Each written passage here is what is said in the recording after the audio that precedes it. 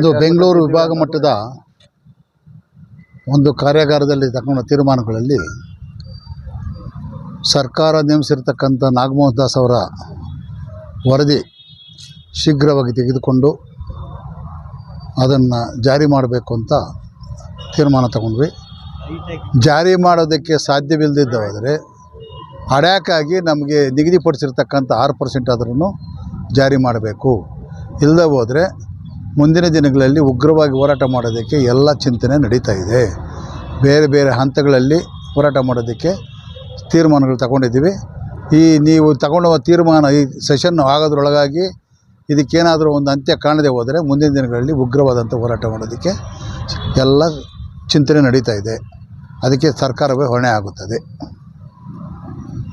ಇವಾಗ ಅವರು ವರದಿ ಸಮರ್ಪಕವಾಗಿದೆಯೋ ಇಲ್ಲವೋ ಗೊತ್ತಿಲ್ಲ. ನಮಗೆ ದತ್ತಾಂಶ ಸರ್ಕಾರದಲ್ಲಿ ಎಲ್ಲ ಇದ್ದುಕೊಂಡ್ರೂ ಸಹ ನಮ್ಮನ್ನು ದತ್ತಾಂಶ ಕೇಳ್ತಾ ಇದ್ದಾರೆ. ಸರ್ಕಾರ ಬಿಟ್ಟು ಔಟ್ಸೈಡ್ ದತ್ತಾಂಶ ಎಲ್ಲಿ ಸಿಕ್ಕುತ್ತೆ? ಈ ಎಲ್ಲವನ್ನು ಸರ್ಕಾರ ಮನಗಂಡು ನಮಗೆ ನಿಗದಿಪಡಿಸಿದೆ 6%.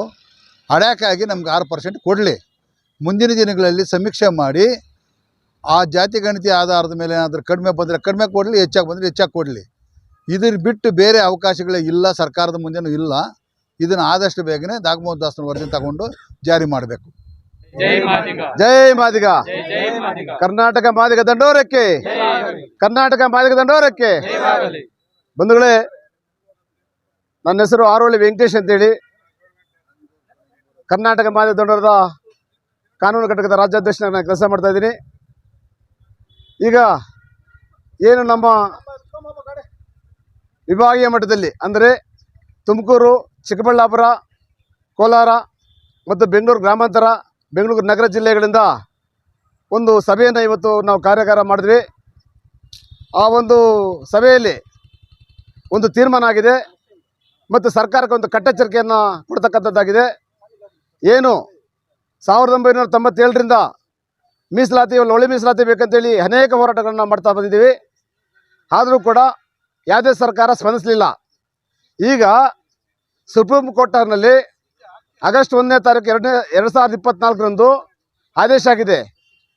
ಮೀಸಲಾತಿಯಲ್ಲಿ ಒಳ ಮೀಸಲಾತಿ ಕೊಡಬೇಕಾದ್ರೆ ಆಯಾ ರಾಜ್ಯ ಸರ್ಕಾರಕ್ಕೆ ಸಂಬಂಧಪಟ್ಟಿದ್ದು ತಳ ಸಮುದಾಯಗಳಿಗೆ ಒಳ ಮೀಸಲಾತಿ ಕೊಡ್ಬೋದು ಅಂತೇಳಿ ಆದೇಶವನ್ನು ಆಗಿದೆ.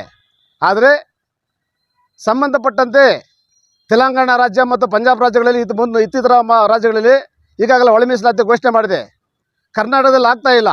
ಯಾಕಂದರೆ ಮೀಸಲಾತಿಯಲ್ಲಿರ್ತಕ್ಕಂಥ ಮೇಲ್ಗೈ ಜನ ಅಂದರೆ ಸ್ವಲ್ಪ ಸ್ಪೃಶ್ಯ ಜನಾಂಗ ಸೇರ್ತಕ್ಕಂಥವರು ಒಳ ಮೀಸಲಾತಿ ಕೊಟ್ಟರೆ ನಮಗೆ ಅನ್ಯಾಯ ಆಗ್ತದೆ, ನಮಗೆ ತೊಂದರೆ ಆಗ್ತದೆ ಅಂತೇಳಿ ಮಾದಿಗ ಮತ್ತು ಉಪಜಾತಿಗಳು ತೊಂದರೆ ಕೊಡ್ತಾ ಇದ್ದಾರೆ. ಹಾಗಾಗಿ ಏನಾದರೂ ಸಿದ್ದರಾಮಯ್ಯ ಏನು ಹೇಳಿದ್ರು, ಕರ್ನಾಟಕದಲ್ಲಿ ಕಾಂಗ್ರೆಸ್ ಸರ್ಕಾರ ಬಂದರೆ ಅವರ ಮೊದಲೇ ಹೇಳಿದರು, ಪ್ರಣಾಳಿಕೆಯಲ್ಲಿ ಕೊಟ್ಟಿದ್ದರು, ಕಾಂಗ್ರೆಸ್ ಏನಾದರೂ ಬಂದರೆ ನಾವು ಖಂಡಿತವಾಗಿ ಮಾಡ್ತೀವಿ ಒಳ ಮೀಸಲಾತಿ ಅಂತ ಹೇಳಿದ್ರು. ಆದರೆ ಅವ್ರು ಕೊಡಲಿಲ್ಲ. ಹಾಗಾಗಿ ಪದೇ ಪದೇ ಅವರು ಮೀನಾಮೇಷ ಎಣಿಸ್ತಾ ಇದ್ದಾರೆ. ಈಗ ನಾವು ಒಂದು ಎಚ್ಚರಿಕೆಯನ್ನು ಕೊಡ್ತಾ ಇದ್ವಿ. ಒಳ ಮೀಸಲಾತಿಯನ್ನು ಏನಾದರೂ ಕೊಡಲಿಲ್ಲ ಅಂದರೆ ಮುಂದಿನ ದಿನಗಳಲ್ಲಿ ಉಗ್ರವಾದ ಹೋರಾಟಗಳನ್ನು ಮಾಡ್ತೀವಿ ಮತ್ತು ವಿಧಾನಸೌಧ ಚಲೋವನ್ನು ಮಾಡ್ತಾ ಇದ್ದೀವಿ. ಇಡೀ ರಾಜ್ಯದಿಂದ ಸುಮಾರು 2 ಲಕ್ಷ ಜನ ಸೇರಿ ನಾವು ಹಲವಾರು ಉಗ್ರ ಹೋರಾಟಗಳನ್ನು ಮಾಡ್ತಾ ಇದ್ವಿ ಅಂತೇಳಿ ಎಚ್ಚರಿಕೆಯನ್ನು ಕೊಡ್ತಾ ಇದ್ವಿ. ಮಾದಿಗ ದಂಡೋರ ಮತ್ತು ಮಾದಿಗ ಮೀಸಲಾತಿ ಹೋರಾಟ ಸಮಿತಿ ವತಿಯಿಂದ ಈ ದಿನ 9ನೇ ತಾರೀಕು ಕರ್ನಾಟಕ ರಾಜ್ಯದ ವಿಭಾಗೀಯ ಮಟ್ಟದ ಸಭೆಯನ್ನು ಚಿಂತಾಮಣಿ ತಾಲೂಕಿನಲ್ಲಿ ಕರೆದಿದ್ದು, ಈ ಒಂದು ಸಭೆಗೆ 5 ಜಿಲ್ಲೆಗಳ ಎಲ್ಲ ಜಿಲ್ಲಾ ಮತ್ತು ತಾಲೂಕು ಪದಾಧಿಕಾರಿಗಳು ಭಾಗವಹಿಸಿದ್ದು, ಅದೇ ರೀತಿ ರಾಜ್ಯ ಸಮಿತಿಯ ಪದಾಧಿಕಾರಿಗಳು ಕೂಡ ಈ ಒಂದು ಕಾರ್ಯಕ್ರಮದಲ್ಲಿ ಭಾಗವಹಿಸುತ್ತಾರೆ.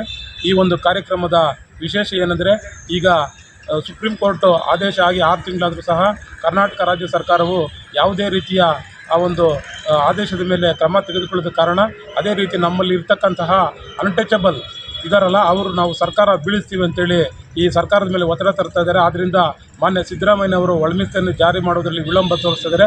ಆದರೆ ನಾವು ಹೇಳ್ತಾ ಇದ್ದೀವಿ, ಇವತ್ತು ನಮ್ಮ ಮಾದಿಗರ ಜನಸಂಖ್ಯೆಯಲ್ಲಿ MLAಗಳು ಕಡಿಮೆ ಇರ್ಬೋದು, ಮಂತ್ರಿಗಳು ಕಡಿಮೆ ಇರ್ಬೋದು, ಆದರೆ ನಾವು ಈ ರಾಜ್ಯದಲ್ಲಿ ಯಾವುದೇ ಒಂದು ಪಕ್ಷ ಅಧಿಕಾರಕ್ಕೆ ಬರಬೇಕಂತಂದರೆ 130ರಿಂದ 140 ಜನ ಮಾದಿಗ ಮತದಾರರೇ ಪ್ರಮುಖ ನಿರ್ಣಾಯಕ. ಮಾನ್ಯ ಸಿದ್ದರಾಮಯ್ಯನವರೇ, ನಿಮಗೊಂದು ಎಚ್ಚರಿಕೆ ಕೊಡ್ತಾ ಇದ್ದೀವಿ ಕೇಳ್ರಿ. ನೀವು ಇದೇ ರೀತಿ ಏನಾದರೂ ಅನ್ಟಚಬಲ್ ಅಂತ ಹೇಳ್ಬಿಟ್ಟು ಅವರು ಮಾತು ಕೇಳ್ಕೊಂಡು ನಮಗೆ ಪರಿಶಿಷ್ಟ ಜಾತಿಯಲ್ಲಿರ್ತಕ್ಕಂಥ ಹೇಳಿರ್ತಕ್ಕ ಮಾದರಿ ಏನಾದರೂ ಒಳ ಮೀಸಲಾತಿ ಜಾರಿ ಮಾಡದೇ ಇದ್ದರೆ ಮುಂದಿನ ದಿನಗಳಲ್ಲಿ ನಿಮಗೆ 2013ರಲ್ಲಿ 18ರಲ್ಲಿ ಆಲ್ರೆಡಿ ನಾವು ಸೋಲಿನ ರುಚಿ ತೋರಿಸಿದ್ದೀವಿ.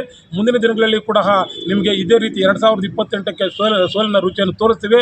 ಆದ್ದರಿಂದ ಬೆಳಗಾವಿ ಅಧಿವೇಶನದಲ್ಲಿ ನಡೀತದಂಥ ಸಂದರ್ಭದಲ್ಲಿ ಅಲ್ಲಿ ಒಂದು ಬೃಹತ್ ಹೋರಾಟ ಮಾಡುತ್ತಿದ್ದಾಗ ಅಲ್ಲಿಗೆ ಬಂದಂಥ ಎಚ್ ಆಂಜನೇಯಲ್ ಇರ್ಬೋದು, ಮತ್ತು SC ಮಹದೇವಪ್ಪನವರು ಇರ್ಬೋದು, ಅದೇ ರೀತಿ BY ವಿಜಯೇಂದ್ರ ಅವರು ಬಂದಿದ್ದರು. ಆರ್ ಅಶೋಕರ್ ಇವರ ಸಮ್ಮುಖದಲ್ಲಿ ಅವರು ಹೇಳಿದ್ದಾರೆ, ನಾವು 3 ತಿಂಗಳಲ್ಲಿ ಒಳ ಮೀಸಲಾತಿ ವರ್ಗೀಕರಣ ಜಾರಿ ಮಾಡ್ತೀವಿ ಅಂತ ಹೇಳಿದ್ದಾರೆ. ಆ ಕೊಟ್ಟ ಮಾತಿನಂತ ಏನಾದರೂ ನೀವು ನಡ್ಕೊಂಡ್ರೆ ಸರ್ಕಾರ ಉಳಿಯುತ್ತೆ, ಇಲ್ಲ ಅಂದರೆ ನಿಮ್ಮ ಸರ್ಕಾರ ಖಂಡಿತವಾಗಿ ನಾವು ಬೀಳಿಸ್ತೀವಿ ಅಂತೇಳಿ ಈ ಮೂಲಕ ಎಚ್ಚರಿಕೆಯನ್ನು ಹೇಳ್ತಾ ಇದ್ದೀವಿ. ಮುಂದಿನ ದಿನಗಳಲ್ಲಿ ಇವತ್ತು ರಾಜ್ಯ ಸಮಿತಿಯಲ್ಲಿ ವಿಭಾಗೀಯ ಮಟ್ಟದ ರಾಜ್ಯ ಸಮಿತಿಯಲ್ಲಿ ತೀರ್ಮಾನ ಆಗಿದೆ. ಈಗ ಆ ತೀರ್ಮಾನದ ಪ್ರಕಾರ ಮುಂದಿನ ದಿನಗಳಲ್ಲಿ ನಾವು ರಥಯಾತ್ರೆ ಮಾಡ್ತಾ ಇದ್ದೀವಿ. ಅದೇ ರೀತಿ ಪ್ರತಿ ತಾಲೂಕಿನಲ್ಲಿ ತಮಟೆ ಚಳುವಳಿ ಮಾಡ್ತಾ ಇದ್ದೀವಿ. ನಾವು ಕರ್ನಾಟಕ ರಾಜ್ಯಾದ್ಯಂತ ಉಗ್ರವಾದಂಥ ಒಂದು ಹೋರಾಟವನ್ನು ಮಾಡೋದಕ್ಕೆ ಎಲ್ಲ ಸಿದ್ಧತೆಗಳು ತಯಾರು ಮಾಡ್ಕೊಂಡಿದ್ದೀವಿ. ಮುಂದಿನ ದಿನಗಳಲ್ಲಿ ನಾವು ಕರ್ನಾಟಕ ಬಂದ್ ಕಾರ್ಯಕ್ರಮಕ್ಕೆ ಕಾರ್ಯ ಕೊಡ್ತಾ ಇದ್ದೀವಿ ಅಂತೇಳಿ ಈ ಮೂಲಕ ಹೇಳ್ತಾ ಇದ್ದೇನೆ ನಾನು.